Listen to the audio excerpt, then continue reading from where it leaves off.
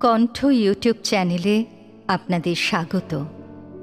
বাংলা সাহিত্যের সেরা নতুন নতুন গল্প নিয়ে আমাদের কণ্ঠাভিনয়ের মাধ্যম এই কণ্ঠ।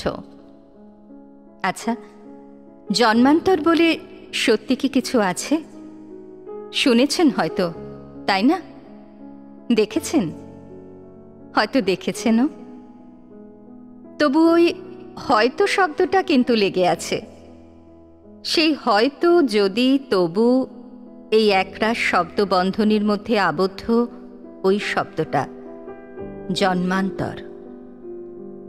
আজ আপনাদের জন্য রইল এই জন্মান্তর, নাকি স্মৃতি থেকে বর্ণিত এক রোমহর্ষক ভয়াবহ কাহিনী স্বপন বন্দ্যোপাধ্যায়ের জঙ্গলমহলের দুর্গ।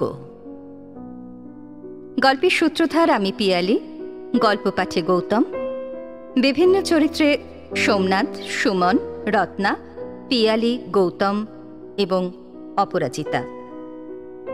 মিউজিক, সাউন্ড ডিজাইন এবং স্পেশাল এফেক্টসে Sukamal, post design Suman, channel partner এখন গল্প, সহযোগী সংস্থা কবিতা অন্বেষা, সামগ্রিক পরিকল্পনা পিয়ালি।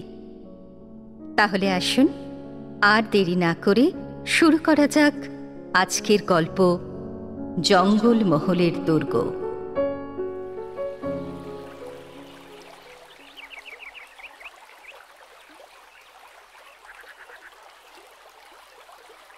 মাতলার মোহনা ছুঁয়ে ফেরার পথেই বেলা পড়ে এলো।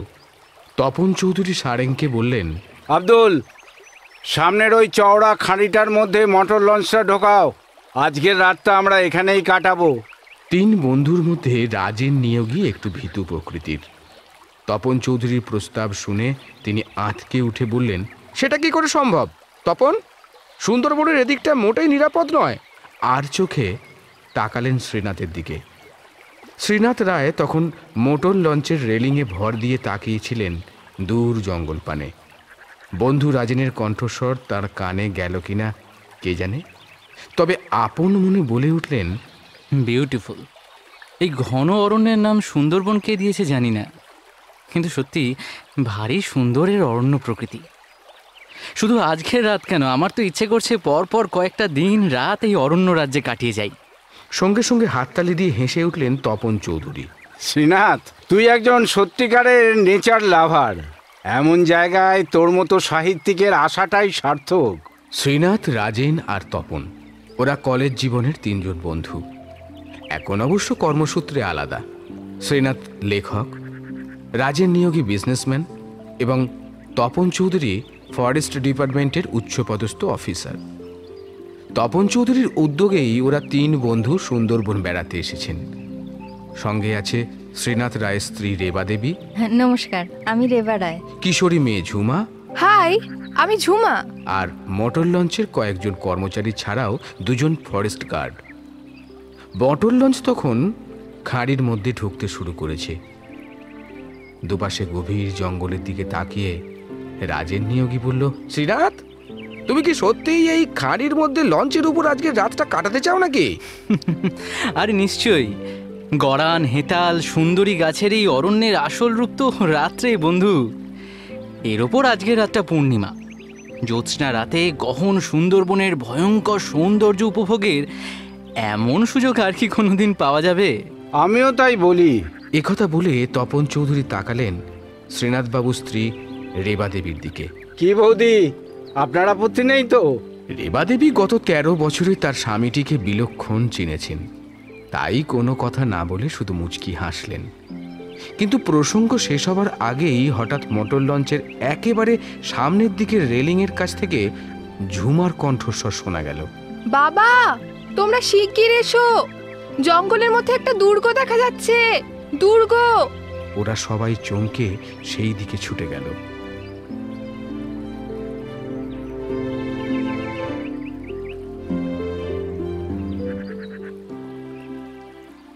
সূর্য পশ্চিম আকাশে ঢলে পড়লেও দিনের আলো তখনও নিভে আসেনি। সুতরাং সুন্দরবনের জট পাকানো গাছগাছালির ফাঁকে ওটা যে একটা ভাঙাচোরা দুর্গ তা বুঝতে অসুবিধে হয় না। তপন চৌধুরী বলল, শ্রীনাথ, তুই লেখক মানুষ, নিশ্চয়ই জানিস সুন্দরবন আজ ভয়াবহ অরণ্য হলেও মাত্র 300-400 বছর আগেও এখানে একটা সমৃদ্ধ জনপদ ছিল।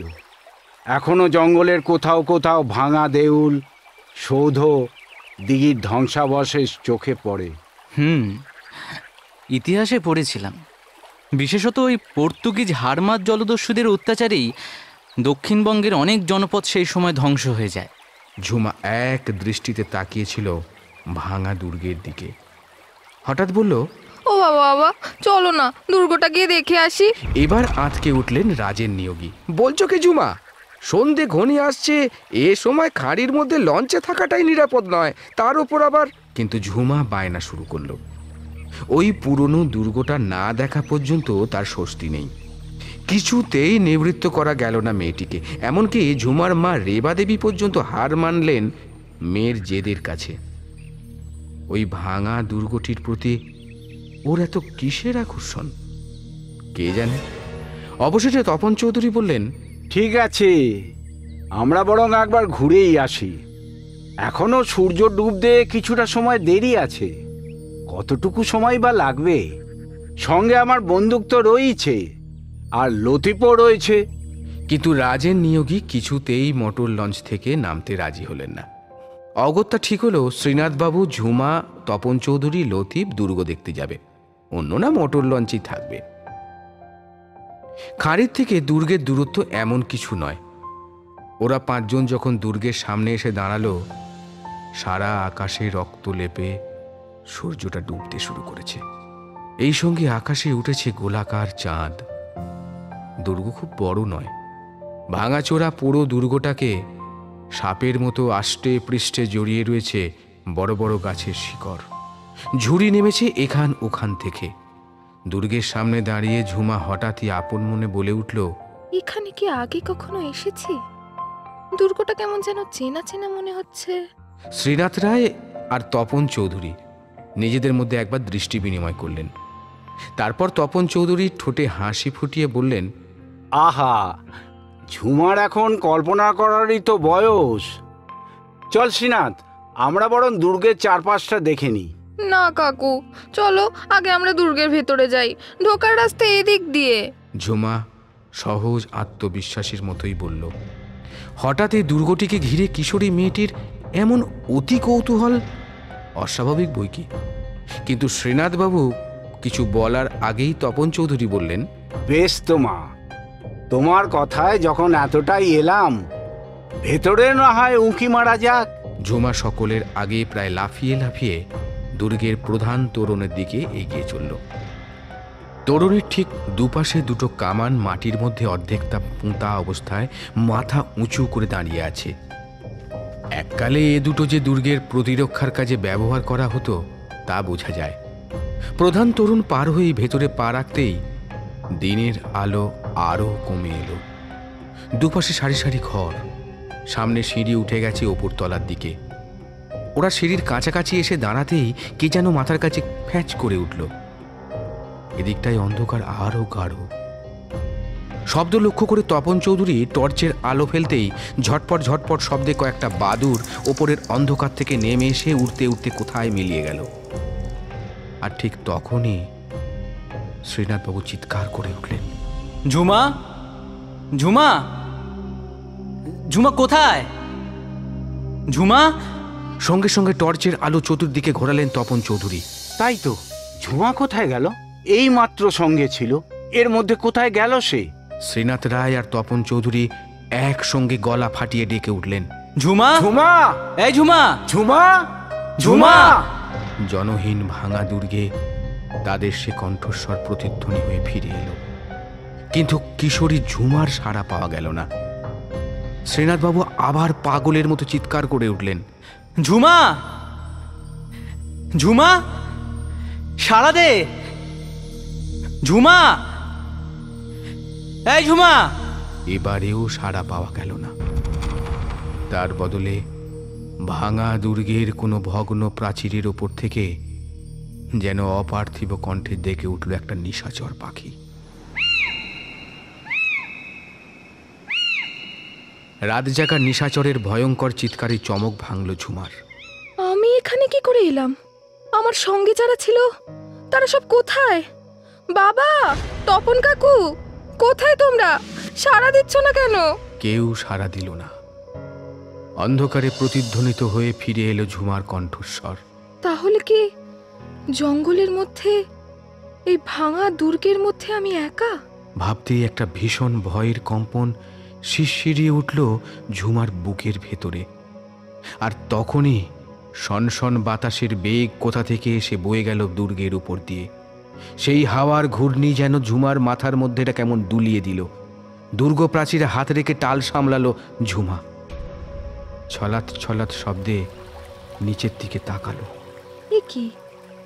দুর্গের ঠিক পাশেই এমন একটা নদী বয়ে গেছে, আগে চোখে পড়েনি তো।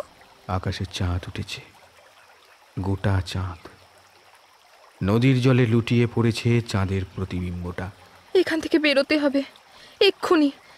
ফিরে যেতে হবে মোটর লঞ্চে মা বাবার কাছে। আমাকে হারিয়ে ওনারা এতক্ষণে নিশ্চয়ই ব্যাকুল হয়ে উঠেছেন। কিন্তু বেরোবার পথটা কোন দিকে? একটা দিক অনুমান করে সেদিকে এগোতে থাকলো ঝুমা, কিন্তু সামনের বড় দরজাটা সামনে গিয়ে থমকে দাঁড়ালো।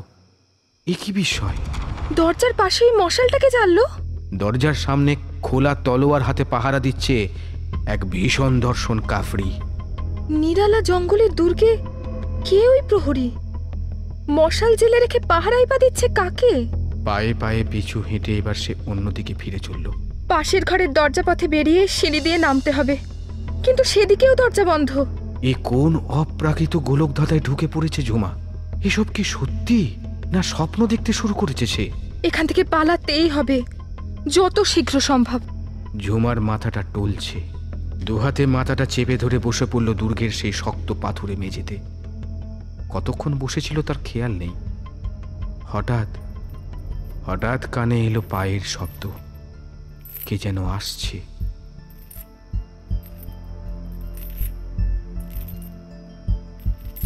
যেন কত দূরত্ব, কত যুগ পার হয়ে। ধীরে ধীরে মাথা তুলল ঝুমা। এরই মধ্যে ঘরের মধ্যে মশাল জ্বলে উঠেছে। কই, দুর্গটা তো আর খুব বেশি পুরনো আর ভাঙাচোরা মনে হচ্ছে না। কি যেন একটা ঘটে গেছে ওর জীবনে, বদলে গেছে সময়ের হিসেব। ঝুমা উঠে দাঁড়াতে চেষ্টা করলো। মাথার মধ্যে অসহ্য ভার, শরীর আড়ষ্ট।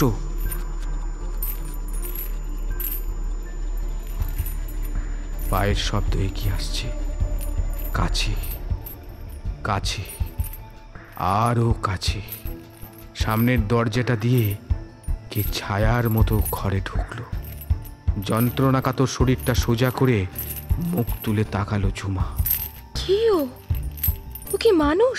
তোমরানো চেহারা, থুত্থুরে এক বুড়ি, মাথায় উস্কো খুস্কো সনের মতো পাকা চুল, পরনে ছেঁড়া ন্যাকড়ার মতো কাপড়, হাতে একটা শানকি, তাতে শুকনো কড়কড়ে ভাত আর এক গ্লাস জল। বুড়ি এগিয়ে আসছে। ঝুমা লক্ষ্য করলো বুড়ির দু পায়ে শক্ত শিকলের বাঁধন, তাই হাঁটছে পা ঘষে ঘষে। কি বেঁধেছে বুড়ির পা দুটো অমন ভাবে? কোন সে নিষ্ঠুর! বুড়ি আরও কাছে এগিয়ে এসেছে।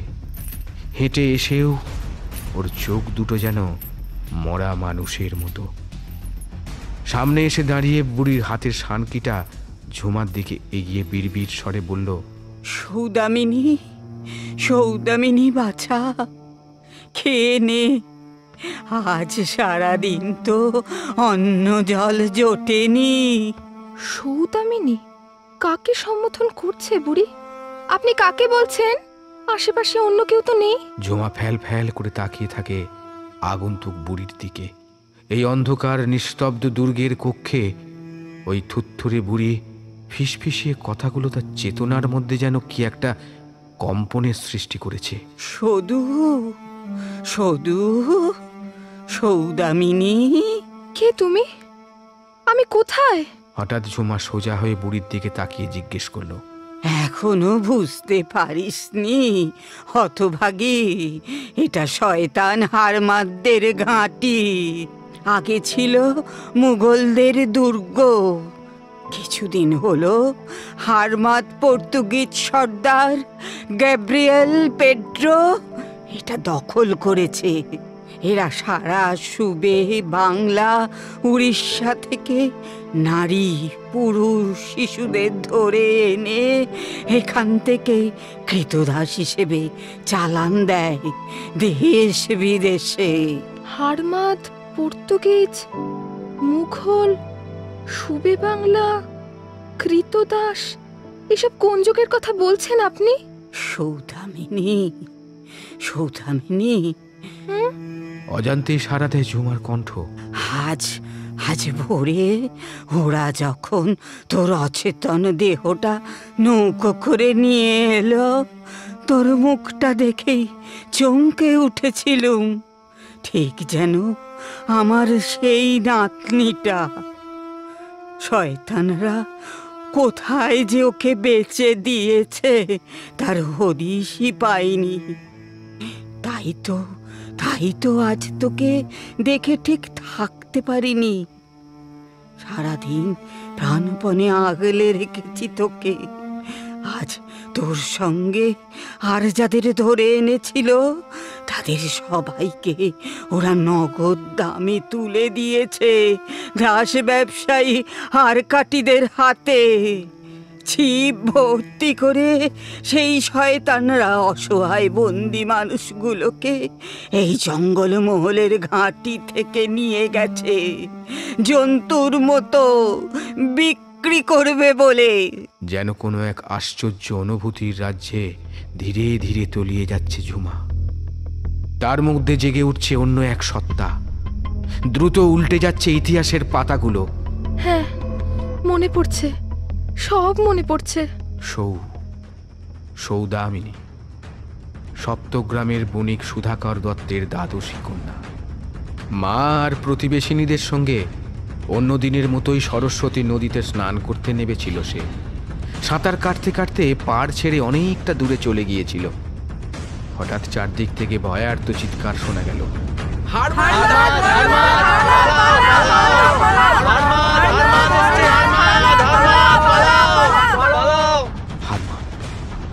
হারমাদ।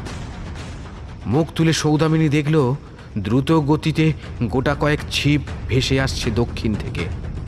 ছিপের ওপর অদ্ভুত পোশাক পরা কয়েকজন সাদা চামড়ার অস্ত্রধারী মানুষ। সবাই তখন পালাতে শুরু করেছে। সৌদামিনীও পালাতে চেয়েছিল, কিন্তু তার আগেই হঠাৎ একটা ছিপ এসে পড়ল একেবারে তার পাশে। মাথায় বৈঠার প্রচণ্ড আঘাত করল।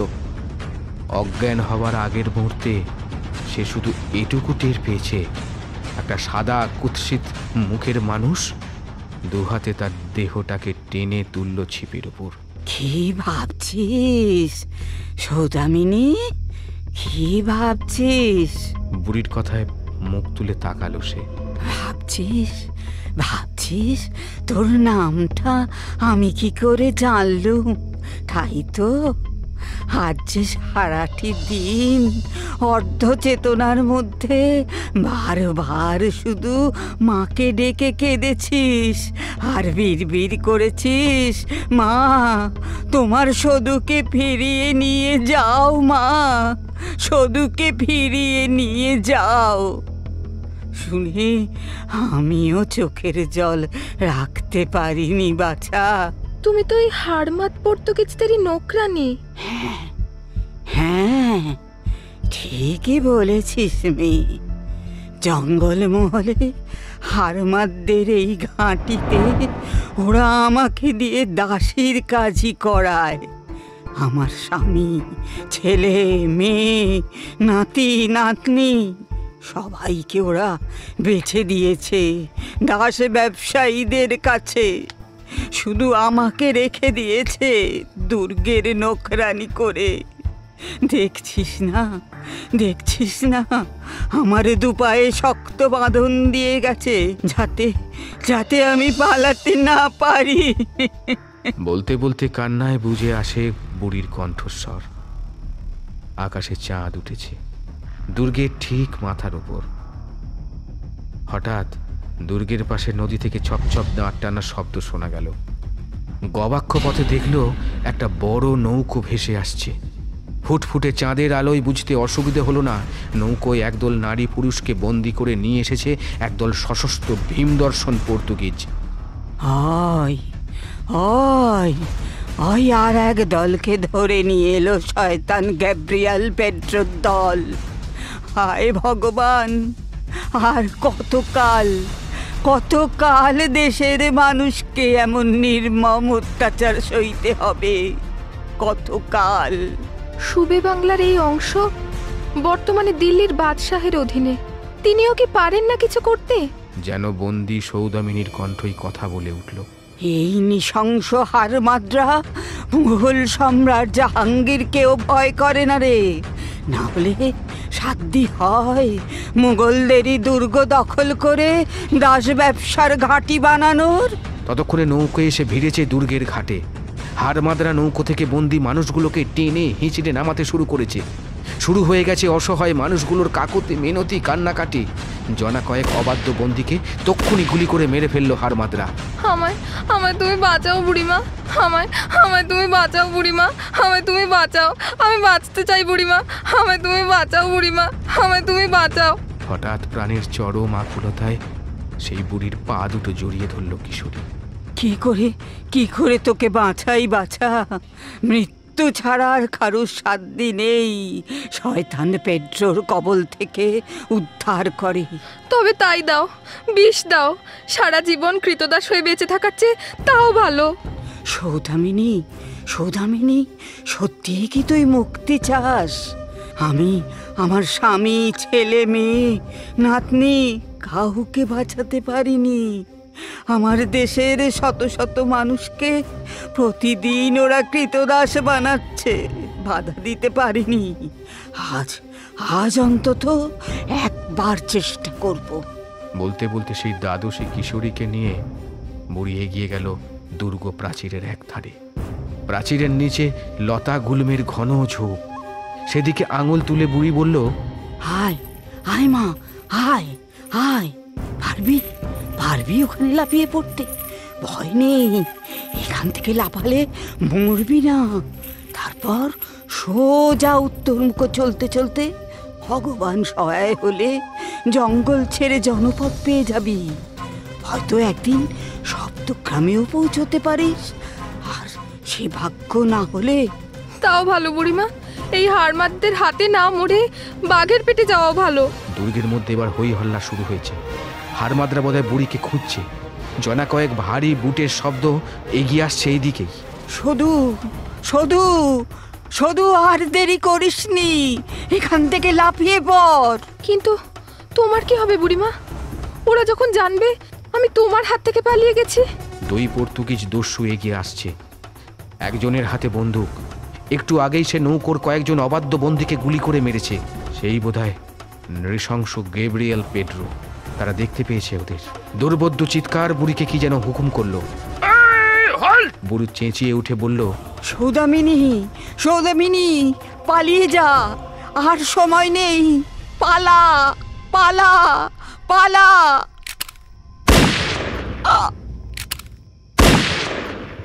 বন্দুকের একটা গুলি এসে সরাসরি বিদ্ধ হয় বুড়ির দেহে। লুটিয়ে পড়ে জীর্ণ শরীরটা। আর একটা গুলি বেরিয়ে যায় ঝুমার কানের পাশ দিয়ে।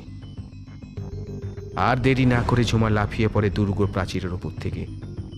সঙ্গে সঙ্গে সারা পৃথিবীটা যেন টলতে থাকে। ফুৎকারে কে যেন নিভিয়ে দিল আকাশের চাঁদটাকে।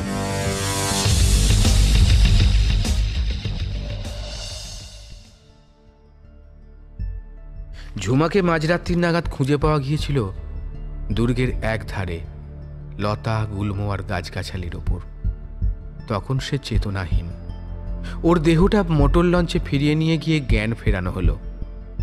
সুস্থ হবার পরেও অনেকটা সময় লেগেছিল ঝুমা স্বাভাবিক হতে। কিন্তু জঙ্গলমহলের ভাঙা দুর্গের মধ্যে তার যে অভিজ্ঞতা হয়েছিল তার প্রকৃত ব্যাখ্যা সম্পর্কে কেউই একমত হতে পারেনি। ব্যাপারটা শেষ পর্যন্ত ঝুমার একটা দুঃস্বপ্ন বলেই সিদ্ধান্তের ইতি টানা হয়েছিল। কিন্তু সেখানেও একটা প্রশ্ন থেকে গেল। শ্রীনাথ রায়ের কাছে জানা গেল পর্তুগিজ জলদস্যু গ্যাব্রিয়েল পেড্রোর নাম ইতিহাসে না থাকলেও স্থানীয় মহলে যথেষ্ট পরিচিত। আজ থেকে প্রায় 400 বছর আগে দক্ষিণবঙ্গের অনেক অঞ্চল তার অত্যাচারে জনশূন্য হয়ে যায়। শুধু তাই নয়, আরও অনুসন্ধান করে জানা গেল যে পরিত্যক্ত ভাঙা দুর্গটা সেদিন ওরা খুঁজে পেয়েছিল, 400 বছর পূর্বে সত্যি সেটা ছিল পর্তুগিজ জলদস্যু পেড্রোর একটা ঘাঁটি। কিংবদন্তি বলে দুর্গটা সেই মুঘলদের হাত থেকেই কিছুদিনের জন্য কেড়ে নিয়েছিল সে। কিন্তু 12 বছরের মেয়ে ঝুমা, তার পক্ষে জানা কিভাবে সম্ভব হলো 400 বছর পূর্বের এই কিংবদন্তি? এর উত্তর খুঁজে পাওয়া যায়নি। ঝুমা আজও ঘুমের মধ্যে কোনো কোনো দিন দেখতে পায় সপ্তগ্রামের সেই দ্বাদশী কিশোরীটিকে, হারমাদদের হাতে বন্দী হবার সেই ভয়ঙ্কর দৃশ্য, আর জঙ্গলমহলের দুর্গটাকে। আতঙ্কে ঘুম ভেঙে জড়িয়ে ধরে মাকে, বলে, মা, তোমায় ছেড়ে আমি কোথাও যাব না, কোথাও না। কপালে চুমু দিয়ে মা ঝুমাকে টেনে নেয় বুকের মধ্যে আরো নিবিড় করে। মা বলে ওঠে, এই তো আমি মা, এই তো শুধু আমার সৌদামিনী।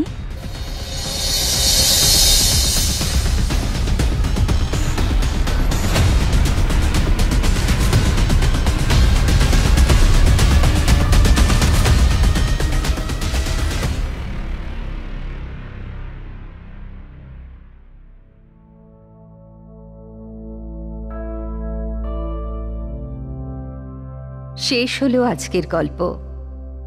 আমাদের চ্যানেল পার্টনার এখন গল্পের লিংক ডেসক্রিপশন বক্সে দেওয়া আছে, ভিজিট করার অনুরোধ রইল। আমাদের চ্যানেলে নতুন শ্রোতা হলে সাবস্ক্রাইব করারও অনুরোধ রইল।